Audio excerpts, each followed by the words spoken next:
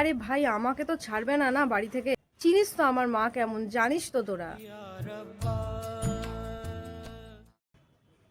ছাড়বে না ভাই, আমাকে বাড়ি থেকে ছাড়বে না। কে ফোন করছে? এই, তার মা ফোন করছে। চুপ চুপ চুপ চুপ। কে, কথা বলবি না, কথা বলবি না ভাই, কেস খেয়ে যাবো কিন্তু।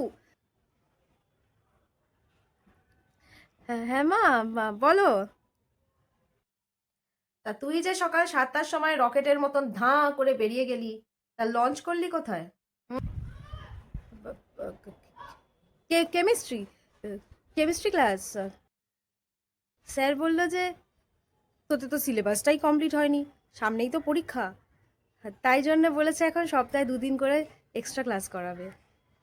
তা তোর জন্য দুটো খবর আছে, একটা খারাপ খবর, একটা ভালো খবর।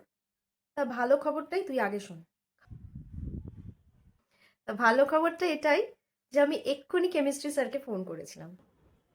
ফোন করে ওনাকে জানিয়ে দিয়েছি যে তুই বাকি সেমেস্টারটা আর কেমিস্ট্রি ক্লাস করতে যাবি না, আর কোনো দরকার নেই। আর খারাপ খবর এটাই যে তোর বাপি আজকে অফিসের কাজে ব্যাঙ্গালোর যাচ্ছে।